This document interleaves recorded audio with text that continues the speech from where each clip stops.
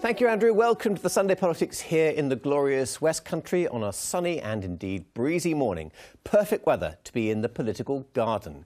We have guests of many political colours, but what if they bunch together? Would they stand a better chance of defeating the Conservatives, or is that theory just a pile of manure? I'm joined by four candidates. They are the Conservative Jacob Rees-Mogg, Helen Belcher from the Lib Dems, Sarah Church from Labour, and from UKIP, Daniel Woolf. Welcome to you all. We'll hear from them in a moment. They're just gasping to get on. But first, Mrs May called this election because she told us of Brexit. And one industry that has much to gain or lose from leaving the EU is the food industry, very important in this part of the world. So Robin Markwell is at a food fair in Bristol for us this morning. Robin, good morning. Good morning, David. Yes, they say you should never talk politics at the dinner table. I don't know if that applies to food fairs, but we're up here at the Foodies Fair on the Downs. The doors have just opened. People are starting to stream in, like these ladies here, and all sorts of wares on offer. Sort of gourmet garlic mushrooms, a bit early for me maybe, exotic tagines over there and Thai food. And we've parked ourselves here in this vintage tea rooms from 1946. You can see it from the patriotic bunting, the way the staff are dressed. It's going back to the 40s here, and it's a bit like the Great British Bake Off, really. And I suppose my melon soup up here are Pam and Tony, a couple of producers. Good morning to you both, with different stories to tell, I think, for this election. Let's start with you, Tony. You work for a firm, the Antipodean Somnelia. Just tell us, what do you do? So we import New Zealand wines. We sell them to independent merchants around the country, about 750 of them. And I think the main theme seems to be, with Brexit and business, seems to be that drop in the value of sterling so far. How's it affected your business as an import business, buying in foreign currency? It's huge. I mean, in 2015, we were looking at $2.30, $2.40 to the pound. Pre-Brexit, last summer, it was $2.20. And then post-Brexit, maybe $1.68. So effectively, it's an increase in cost of goods to us of about 28%. So, you know, that's tough to get over. And yet, even though it's hurt your business, you back Brexit and you still back Brexit? I do in some ways. I back Brexit because I wanted to see things change a little. I believe that if the negotiation isn't working, then you change the game. I would have expected the various parties to get their heads together and perhaps do something about it, but it seems like people have polarised, which I don't think is a good thing. I'm pretty pleased about last week's French election, where the far right didn't get in, because that was not the intention. I won't ask you to repeat what you said about Jean-Claude Juncker earlier. It was colourful language. Ellen, you're from the Spoilt Pig, a West Country bacon supplier. How's Brexit affected you? Not massively. We use only British pigs at Spoilt Pig. We're based in Devon, and so we're only using British outdoor reared pigs. But we do have, you know, our slicing equipment is German equipment. If we need to update that, and when we need to update that, that will have an effect, because obviously that bit of kit is now a lot more expensive. And you normally vote Conservative, but as you voted Remain, you're having second thoughts. I am having second thoughts. I'm not completely decided on where I'm going to go, but this definitely made me think, you know, I think being in Europe is stronger for us, but you know, as Tony said, we are where we are, and we've got to get on with it, and having a strong leadership is really important. So Brexit could change your vote. Tony, how might you vote? I think I will always vote the same way I always have. My background is... Go on, how will you vote? My background is... We're out of time. My background is economics. I will vote for the party that I believe will allocate resources most efficiently.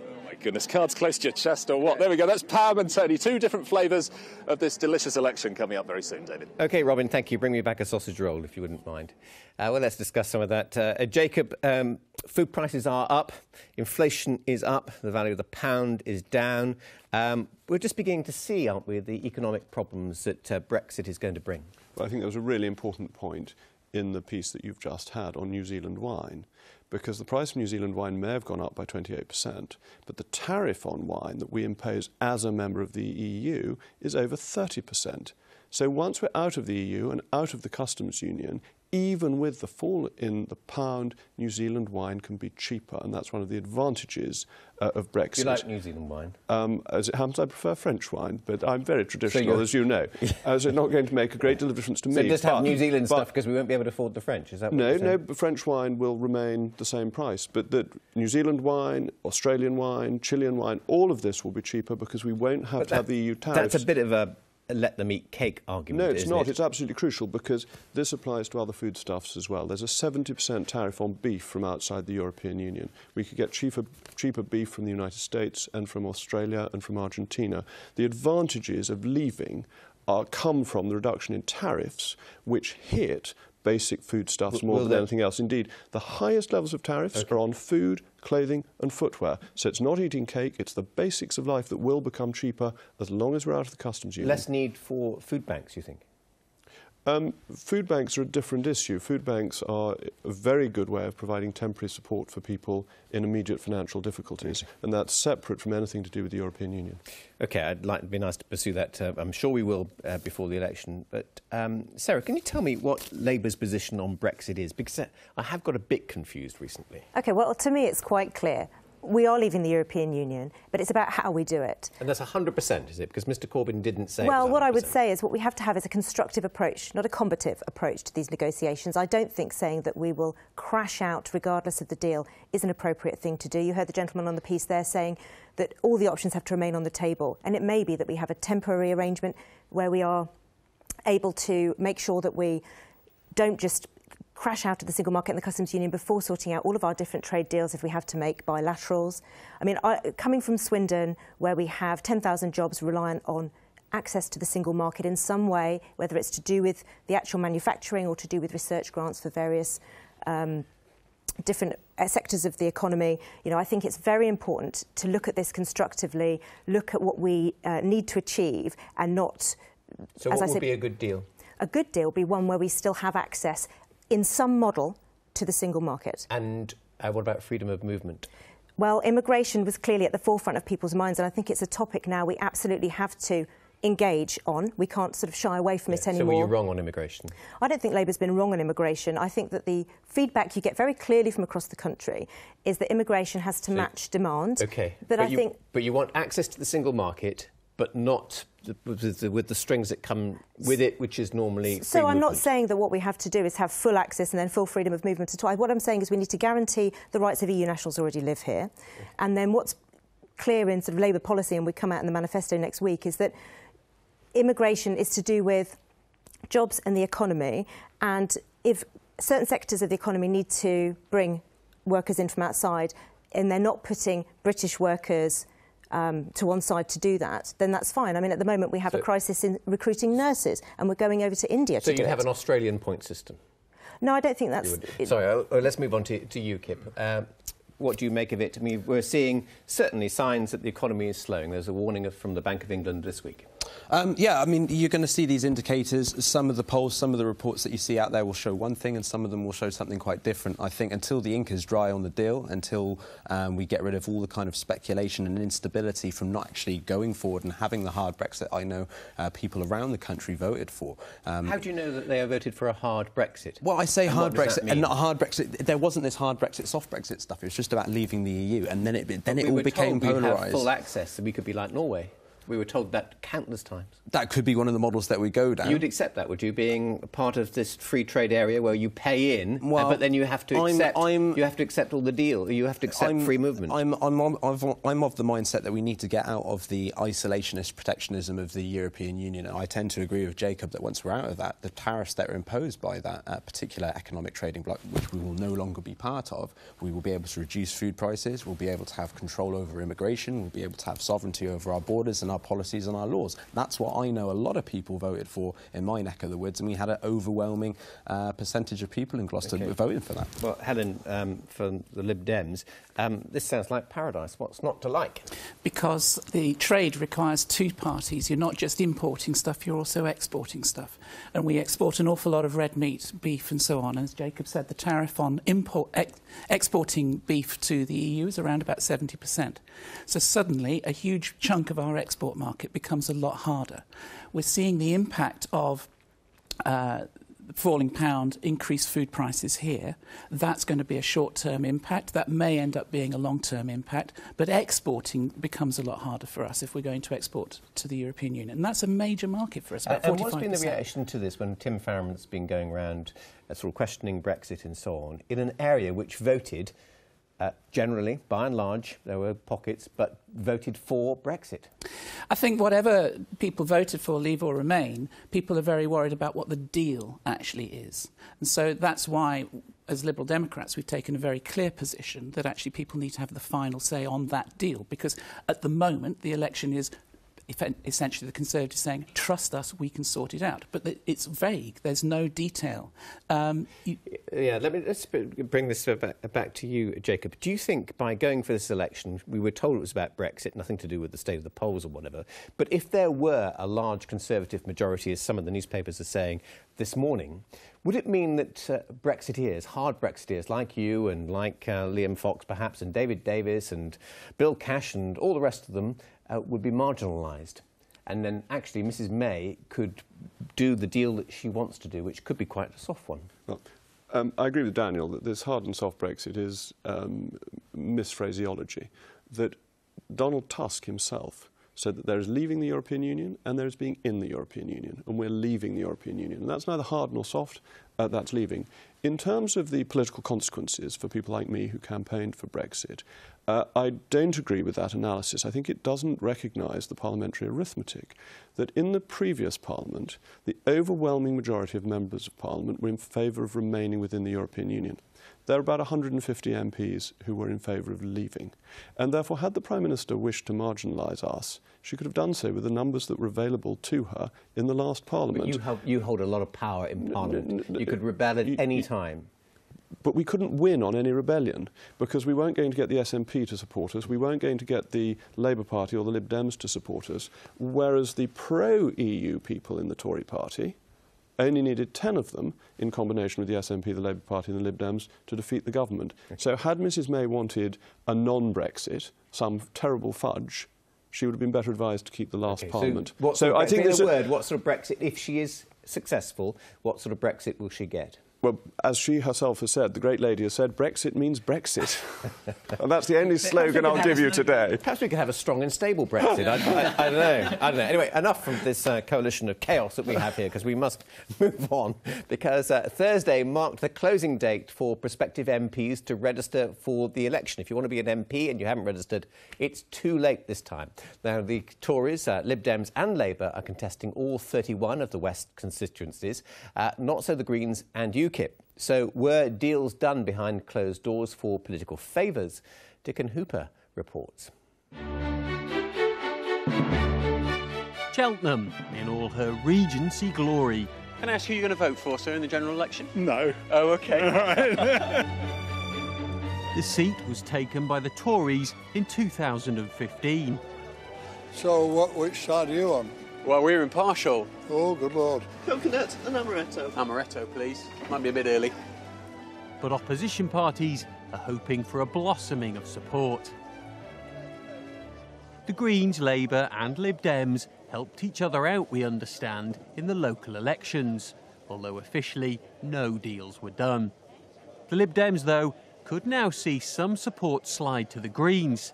They're standing for the general election here and right across the county. Despite, they say, making overtures to Labour and the Lib Dems. Perhaps the Lib Dems were burnt by their last deal, the coalition. It's really important that I think people of all parties work together and don't live in their tribes too often. I really enjoyed during the referendum last year. I shared a battle bus then with Sadiq Khan, Ruth Davidson, Caroline Lucas, and it's great that politicians exist outside their tribes and behave like normal human beings. OK, but he says his party's job is to win seats. So, what do you think about the fact that the Greens are standing in Cheltenham, which could split the vote? Well, I just hope it doesn't, but it's their right, isn't it? They're just vote splitters, really. No, I don't like those deals. Why not? Well, because the essence of democracy is that you have a choice and, it's up to people how they vote, really. Cheltenham is the only seat in Gloucestershire where UKIP is not standing, and that could help the Tories here. It's a similar story in Bristol and Somerset. UKIP are only fighting a handful of seats and are clear in some cases this is to help the Tories. But some kippers agree with Tim. I totally agree with him. I actually believe that we should have politics where people work together, not pick at each other all the time. And I do agree with him because that's a perversion of democracy. You are perverting the course of democracy. You do those deals and stand down. And... I'm afraid so, but I did say I would do a deal with the Tories. We won't stand in Cheltenham if they don't stand in the Forest of Dean. How about that? And how did that go down? I don't think they even heard me. Deal or no deal, the candidates are now set, and the public will decide. OK, let's pick up on a couple of those issues. Daniel from UKIP, why is your party standing in so few seats? Well, we don't have the funding capacity that some of the other larger parties do have. We're not funded by investment bankers. You've got huge backers. Well, we're not funded by investment bankers or trade unions or things like this. To the extent of some of the other parties, you can afford a couple of quid for a candle. Well, or two. Perhaps, but more than that, you look at the political spectrum, and very much you have the Goliath that is the Tory party, and we're a small party, and we rely on the contributions of people coming up to us while I'm out on the streets campaigning. They come up, give little donations and whatnot. Well, you got a little donation from Peter Hargreaves, who's well known in these parts. He runs Hargreaves Lansdowne, who he's retired from it now, but he set that business up. He contributed millions to the Brexit campaign. Millions. Indeed. And going back to the point about, well, why are we fielding candidates where we're fielding them? There have been no deals done, and I'm certainly not in the business of making deals. We are trying to fight the fights where we think we can win and where we think we have so you don't think you can win in many areas? Well, I wouldn't go that far, but if with limited resources, you have to be tactical about where you're going to put, the eggs in which basket. And Gloucester and the Forest of Dean for us in this neck of the woods are the strongest areas for us. They had tremendous amounts of Leave support, and that's where we're campaigning. OK, well, Jacob, do you think it's right that there should be deals, and perhaps, Conservatives and UKIP should get together and decide where they're going to stand or support each other? There haven't been deals, but there can be a place for deals. I think there wasn't a need for one because Mrs May has reunited what you might call the broad Tory family, and I found in my own area, in North East Somerset, that a lot of people who backed UKIP are now returning to the Conservative Party, and they didn't want to stand against the Conservatives because Brexit has been voted through, their main political aim has been achieved, and that's a really difficult problem for UKIP as a party. It's achieved success. Helen? But I think you've got... The Tories have basically become Blue Kip. So why would you vote for UKIP when you can vote for Blue Kip? And what's happening in where I'm talking to people is that there's a whole bunch of people who would have thought they were natural Tories who are now very, very uncomfortable about the direction that the party is taking and are starting to look for other alternatives. Wouldn't it be sensible then to do deals with Labour in places, or the Greens, or whoever, to try and get this so-called progressive alliance? Well, my particular problem with the progressive alliance is that it paints politics into a conservative and anti-conservative position, and I think politics is much more complex than that. But with this voting system that we've got at the moment, then that is the position, isn't it? Well, yes, but I've been talking to people and saying if you want that changed, so you can actually vote for who you want to vote for rather than against who you don't, then vote for me because I'll campaign to try and get a proper voting system in. OK, Sarah. I do agree that it's a shame that we end up in a position where people are having to make deals because our voting system only allows perhaps one of two people to win. The Labour Party is not making deals. We've got a very strong set of policies that we want people to have the choice to vote on. And when I am talking to people, actually there is, I'm sorry to have to say this, very little relevance for UKIP now because people are voting Conservative. They want to see a hard Brexit because UKIP has become a wing of the Tory party. So I've had emails from Conservatives saying, I don't want to vote Conservative. I know I have to vote for you because you're the only other choice in Swindon. Do you sense that some voters are out to punish Labour? No, I don't think people are out to punish Labour in any way. I think people are looking very carefully at what's on offer and will choose accordingly. I think we have to give the electorate a bit more... Sorry, do you mention Mr Corbyn much on the doorsteps? Because you're ex-army, aren't you? I am ex-army, yes. You served in uniform for our country for 10 years. And 13 years, 13 yes. years, and your husband did as well. Yes. Mr Corbyn said this week that Britain hasn't fought a just war since 1945. Do you agree with that? I think there's a debate to be had about that. Just war theory is to do with how politicians send us to war, not how well the forces fight when they're there. And I think that everybody in the country has a very good view of the armed forces, Mr Corbyn included, given the fact that he was the only politician at the cenotaph to spend the time talking to veterans afterwards rather than going in for dinner. So I think that Mr Corbyn has his views. He and I would probably have a good heated debate about just war theory. But I think to say that is not to denigrate our armed forces in any way. But you can understand why some members of the armed forces might hear that and think that guy isn't giving me a huge amount of support. Well, I think that you can take what he says, but I think that from my perspective, I have no issue. The Labour Party has a very strong history of supporting defence. The biggest damage done to defence in the last 20 years was at the hands of the Tory-led coalition, and having had to administer that, the dent in morale and the hollowing out of capability that was SDSR 2010 has not been forgotten. The Strategic Defence and Security Review, sorry. Old habits die hard. I was just testing. Danny, I mean, people are saying on the streets, aren't they, what's the point? Yep, yeah, no, I do get that a lot. What is the point of UKIP? And I would say to those people... what is the point? Well, I would say to those people that the deal has not been done, it's not finished, the ink is not dry, and we are the only party that is 100% passionate for getting out of the EU. We put the pressure on to the Tories to bring us the referendum. That pressure is not going away. So why not pack up? You used to be a Conservative, didn't you? I did, yes. And then you're UKIP. Why don't you go back to the Conservatives? Because basically I see the people in my neck of the woods and around the country, and I just feel that the current political elite do not represent the working, everyday people in Gloucester and around the country. I'm sorry, because we have 1%ers with exceptionally privileged backgrounds that do not reflect 99% of the rest of us. And I feel that UKIP, as a party for working people, would serve that. Helen, why are the parties who are not Conservatives not doing better? Why aren't you breaking through, given we've had a decade now of austerity? If you look at our local election results, in my patch, we went up about 6.5% in the local elections last week. What we're seeing in the polls, I think, you lost seats, though, didn't you? In my patch, we were absolutely level. We lost 2, we gained 2. Across the West, you did. Across the West, maybe. Okay. Yeah. But what we're seeing, though, is that the polls aren't moving, but I think that's masking that tactical voting. So if Lib Dem voters are voting Labour in seats where they think Labour is going to win to get the Tories out, and vice versa, well, there's more Labour seats than Lib Dem seats. So we're not going to see a huge shift in the polls, but it's not what I'm picking up on. Very quickly, last question to Jacob. What's the most negative thing you're hearing about the Conservatives on the doorsteps as you go around? It's extremely positive that Mrs May is very popular. No, I know you didn't, but yeah. I'm not getting a negative response on the doorstep, other than inevitably... NHS, social care, education. But inevitably there are people who don't like the Conservatives and won't be voting for me or, by second degree, Mrs May, and you sometimes get a fruity response on the doorstep, which I think is part of British political life. But the message is so positive at the moment. It's the most positive I have known in an election campaign. One negative, Mrs May is too popular. Thank you. That's enough fruity stuff from Jacob for the moment.